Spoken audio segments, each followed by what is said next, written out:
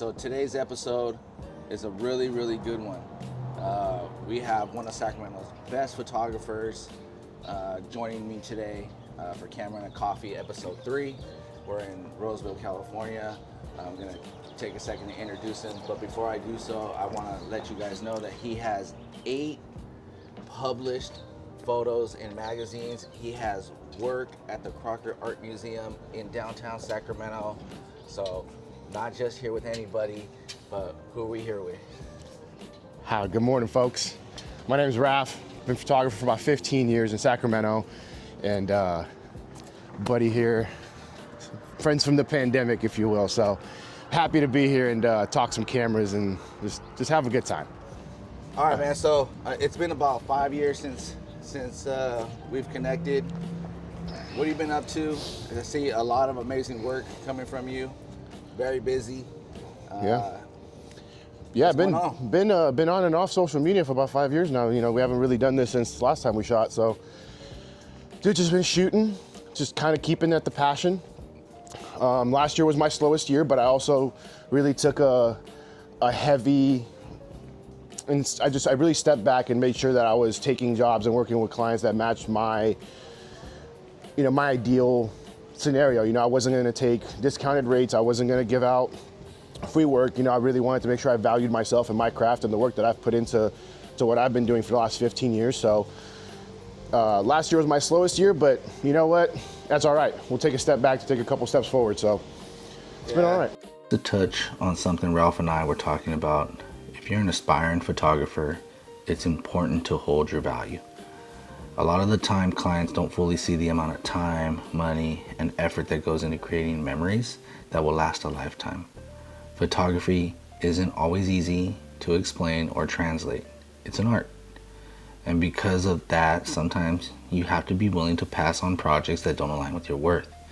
So if you're an aspiring photographer out there that needed to hear this, you're not wrong for valuing your time and efforts. I know you realm in not combat sports, but in like family photography. You're trying to get into the rodeo, but you dab in everything, right? I try to work. I try to be multifaceted, if you will. Not a jack of all trades by any means. I'm definitely a portrait photographer. That is my niche. I work with people, but I'm trying to break into the rodeo scene.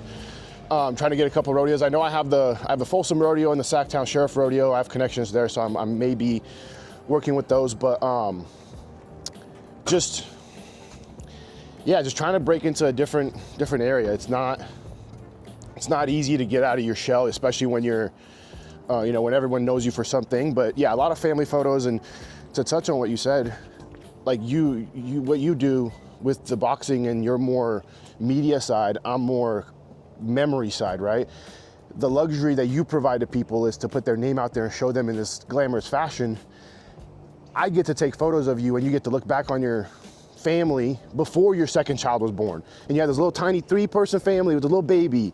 And now you have 4 kids and your family's grown, or maybe, God forbid, someone's passed away. And now you have that memory of them. So like, that's what I create. You know, I'm there for that. Like I literally freeze time for people. So it's something that I take a lot of passion and a lot of pride in. So you get to look back at your little kids like, man, like when they were like back when she didn't talk back to me or whatever, you get to look back at these little memories of you and your family. So that's something that, and personally, I feel like that's been somewhat devalued because of the age of the smartphone and the everyone's got 4K and all that. So the art and the craft of the photographer, I feel like has been, slightly devalued. But for those who treasure those things, they still do, and they're willing to hire us still and to, share our stuff and tag us and refer us. So there's still a handful. The craft is still alive. I just think the people chasing that, hiring a photographer, at least last year in my personal experience, has slightly gone down a bit. So that's why I'm chasing other avenues and expanding my horizons to other things. So I can still have my core families and my clientele there, but then I can also build onto that with rodeo and other mediums. I'm starting the Creative Exchange. So this is something that's being built for photographers, by a photographer, for the creative community. There's nothing out there for us. Athletes have Nike, Carhartt has, construction workers have Carhartt, climbers have Patagonia. We don't have, there's nothing out there that you can go, okay, I'm a photographer, I'm gonna go pick up that brand. So I saw a hole in the industry, and I wanna create the uniform for the creative class, if you will. This is what you wear when you go to work. All right, everybody. If you're looking to support the Creative Exchange, here is their Instagram page. Make sure to go give them a follow. They are the uniform of the working creative. Photographers, editors, designers, those who all know that the process is the product and creativity is the currency. So make sure you give them a follow, pick up your apparel, and support the brand that supports creators. This isn't my first run-in with clothing. I tried to start something in 2015, but when I look back at it now, it had no soul, it had no purpose, it had no why. It was just me being a creative and wanting to create something, versus this has been something that has been on my mind for about 4 years now. The Creative Exchange initially started as an Angie's List for the creative, if you will. So if, let's say you're a movie director, you're running a commercial in town for whatever agency, and your camera op bails out, boom, let's get on the Creative Exchange and find another one. That's kind of what the initial idea was. So that's a very good idea. You do some research, you learn some things, right? I found out I don't really have the funding or the connections to make that happen yet, but that's something that I'm keeping in my pocket. So from that, I said, okay, well, what else can I do with this? I love the idea, I love the concept. Well, I started looking, and then my now ex-girlfriend kind of sparked something when she said, hey, listen, like, I wanted to find some stuff for you for Christmas, but there's not really anything for you. So I was like, man, you're kind of right. So I started looking around, and the best you can get is I shoot people and cut their heads off t-shirts, and a thermos that looks like a lens. You know, there's not really anything for us to identify with, and not just you and me as photographers, but videographers, creative directors, designers, artists, makeup artists, hairstylists, anyone who's in the creative industry just doesn't have something to put on and say, okay, this is me, this is what, you know. So this is a nod to the culture with the film. It's taking it kind of back to where I started with photography. As I started on a Minolta X370S, just old school film camera. So I wanted to take, you know, give a nod to that, but it's been good. Store hasn't officially been launched yet. I haven't like put any big announcement out there. We've had 2 orders online from complete strangers, and then some support in the inner circle, but so it's been okay so far. To answer your question, I'm not really doing brand ambassadors. What I'm looking for is to build a community. I want the Creative Exchange to be a community for creatives to come together. I don't want no hype, no fluff, no, just process, work, and just creation. So I'm inviting people into the community, and I'm picking certain people who I think will represent the brand well, and just kind of just handing out some pieces as a gesture of goodwill. Not asking anything, no promotion, no, just wear it, love it, do what you do. Grow it organically. And just let it grow, right? And if it doesn't, then I'll try something else. But I think it would be against the brand's core to go and get a brand ambassador because of what I'm trying to foster and create. So what I'm doing is just kind of giving and letting it come back to me. Yeah, you want to do it organically. As much as I can, obviously. And I will say that you can tell with the passion. I know people are going to see this. I know, you know, when you share this, people are going to go watch it. They're going to see that passion. I want to support you. You know, I'm going to pick one up. You know, just let everybody know where they can get it. It's thecreativeexchange.com, and the Instagram at thecreativeexchange. Exchange is spelled XCHNGE. The A is missing out of the word. Couldn't get the URL, so we had to get creative. But yeah, it's and the other thing too is I'm not making money on this. Everything is priced. I'm making literally $4 on every hoodie, $5 on every shirt. It's priced as affordably as possible. I know that we spend thousands of dollars on gear. I'm not looking to make money on this.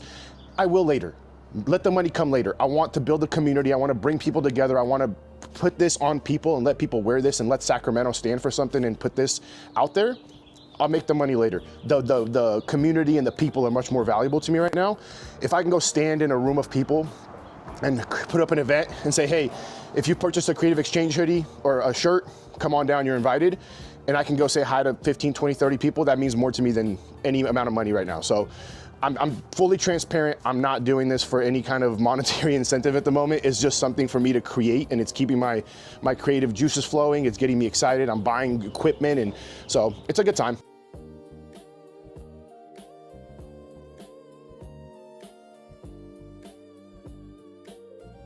So one thing stood out to me is you mentioned still photography. You started with film, and it seems like film is actually kind of creeping back. Oh, it's coming back hard. The person you had your first or second episode, he was talking about printing your photos. And listen, if you're gonna print photos, there's no better way to get them out than film. Yeah, he's definitely put me on game when it comes to film photography. And I will say that, like, after doing some research, it's coming back. Heavy. In a big way. Those retro cameras, like, and they're affordable, but what he would mention is that the cost to print is everything. So listen, you know what they say, everything that's old becomes new again, right? So with film, we're seeing a comeback with film photography, but at the same time, there are people and businesses out there who are going to take advantage of that. So film, right? Actually, it's funny. I was just looking last night. I have this really tiny little, it's a box. It's called a Hawking Brown Eye. And it's a little tiny mechanical camera. No lens adjustment, no nothing, right? It's just press a button and the amount of time you expose the film is what you get. Yeah. Well, I was looking, it originally used 620 film. That film's no longer available. So you use 120 film and you have to shave the top of the film roll with a knife to fit in there. Yeah. I've done it before, no problem. When I bought it last time, where's the coffee shop? Right over there. When I bought the film last time, it was like $27 for a roll, and it's like, I think 12 shots on a roll. I just looked to buy another roll because I'm going to Yosemite in a few weeks. It's like $67 a roll for some Porta 800's $127. So my buddy who I'm meeting today, I'm buying a camera from, he shoots film a lot, and the price, and he gets his film from Action Camera here in town, and he prints there, and printing there, it's about $35 to get a roll developed. So it's like, prices have gone up a lot. So, because I did the episode with Matt, right? Shout out to Matt. I've been looking for a camera. So I was in the market, I was looking for a camera, found a couple. Then I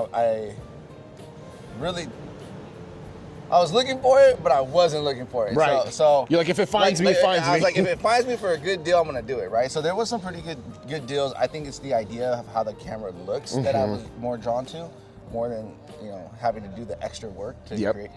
But it interests me. So the other day, when I was doing the last episode up in Lodi, I went to a thrift store, and I found. So check this out. Well, I get the camera. How y'all doing? So, my mom, I remember as a kid, my mom had this camera. Oh, I could already tell that thing's gonna be sweet. Oh, it's a Kodak? So I found this at a thrift store, okay? For $1.50. I took it, it works. Let's see it. It's been cleaned. It's not battery operated, it's manual. Completely mechanical. Oh, that's so sweet. So, for $1.50, I found this. It's been cleaned by, but to your point, the film has been discontinued. And with that comes a hefty price tag. So, the price tag for them, for a 110 film, was like $160 for like 7 rolls. So that goes to show you guys, if you're gonna get into film, do tons of research. Make sure you buy something that's gonna have a viable product out there. Don't buy a camera that uses discontinued film or stuff that's super expensive, and then you're just gonna end up wasting your money. So make sure you do that research. Yeah, I couldn't pass up $1.50. No, $1.50 that's cool just to hang on put on your shelf. Yeah. Yeah, so I just switched from Nikon. I was a long-time Nikon user from probably 6, 7, 8 years now I've been on Nikon. And I had a Z6, 2 Z6s, that I'd use for portraits and stuff. And I finally got sick and tired of Nikon's dog water autofocus system. So I ended up switching to Sony. You shoot with the A7? A7R3. So super high megapixel, super high resolution. I actually took the photos of this product with it, and I'm able to zoom in on the X on my sleeve and see the individual loops of thread versus my Nikon. Man, I've missed some really key shots with my Nikon because of the autofocus system. So I'm really like, I went to the dark side, but I'm enjoying the switch. So we'll see. I almost picked up an R6, but I think future proofing on the A7R3 is a little, for my personal needs, is going to be better. Maybe under here is not a good idea. Look, Sony is a great camera. I'm not going to knock it. Like, and I mentioned this before. You'll always have your debates between photographers, right? Sony shooters hate Canon shooters. And everyone hates Nikon. Yeah. I'm not a big Nikon person. I have a couple of friends that do shoot with Nikon. They love it, so I can't really knock it. They're great photographers. I highly recommend Nikon for anyone getting into the full frame space.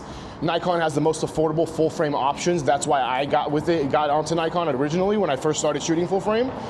But grow out of it. Move to something more reliable. There's no amount of money, like Canon's dual pixel autofocus, especially the second dual pixel 2, is priceless. If you're shooting and you're getting paid to shoot, it's priceless. You're not gonna miss a shot.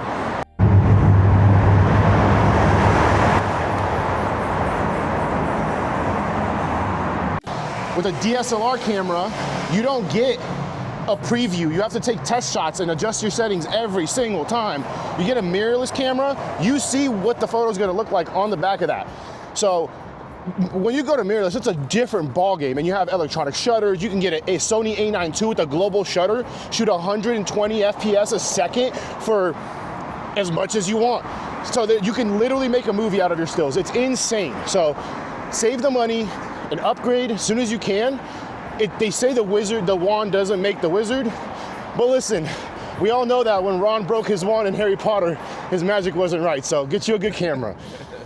That's a good analogy right there. It is, dude. He broke his wand and then he started making people turn into rats.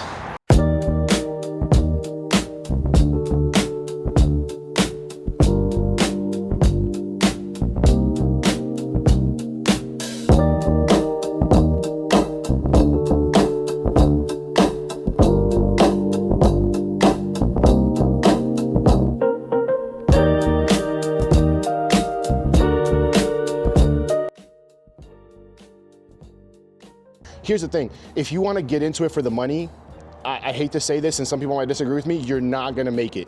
If you're solely getting into this for the money, get ready to pull out $30,000 loan and go buy the top of the line equipment and spend a couple years not making any money so you can go make some money.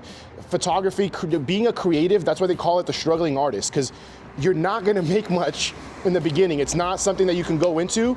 And there's people who do have that success. I know there's a mom in the community in Folsom who bought a camera and started taking photos of her kids, and then other moms wanted that. So she kind of built on that, but she had a connection, she had an inner circle.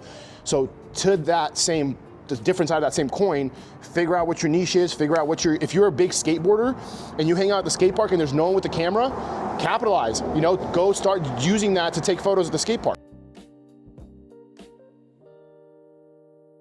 But to your point of the illusion, everyone only posts the best. If I would invite any one of you watching this to come to do a session with me and edit a session with me. I deliver 10% of my shoot.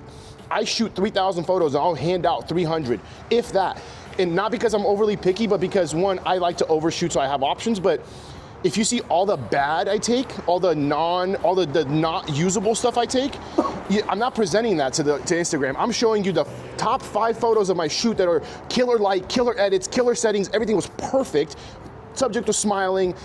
I invite any one of you to come out and experience a session with a photographer, a professional photographer, and see that, like, the illusion of what actually happens in a photo shoot's a small analogy of what a career looks like, because I take the worst photos the first 20 minutes I get on site. For about 15, 20 minutes, I'm warming up, I'm dialing in, my creative juices start flowing, I'm connecting with the client. After that, boom, we're good, we're off to the races. I've done, I don't know, 50 odd graduation sessions at Sac State. There's this girl who I follow on Instagram, shout out Danny with the camera. She is insane with graduation sessions. That's like her main thing she does, graduations throughout the year. She's taken a photo in the exact same spot I have, but her photos are either one better, people like them more, she has more of an audience, whatever it is that she's doing, she's more successful at graduation sessions than I was.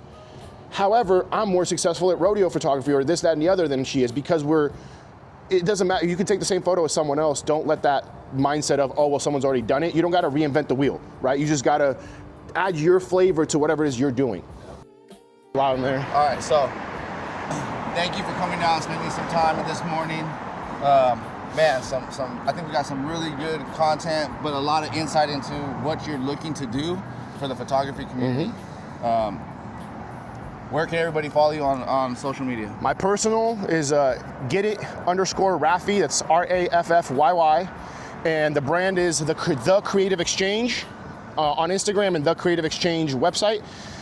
A like, a follow, a share is worth $1 million to me. So if you want to just come and hang out and just support and be there, you're more than welcome to. Like I said, I don't ask anything of anyone. Just be present. So my page is not as important as the brand. So and if anybody wants to reach out, have a conversation, wants to go shoot, wants to learn anything, I'm an open book. I'll share anything you want from any part of the field. So there you have it. We're gonna wrap it up. The one thing that I want everybody to take out of this, honestly, is that appreciate your photographer. If you are an athlete, invest and own your content. If you're a family member, make sure that you invest in capturing the moments, because time goes by really, really fast, and your kids grow up and moments go away, but those stills will be there to remember. As everybody knows, I'm a big supporter of all our local photographers. I know that I dab into the boxing world, and I want to bring to light a lot of the content creators in 2026. We don't know where this is going to go, but when you follow and you like, both on Instagram and YouTube, it means a lot to me as well.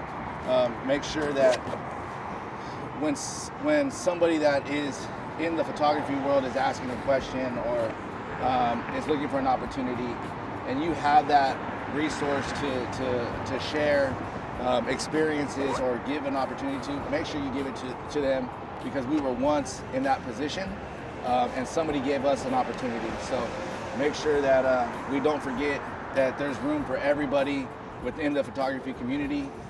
This is a beautiful experience to be able to connect and reconnect with our photographers in the Sacramento area.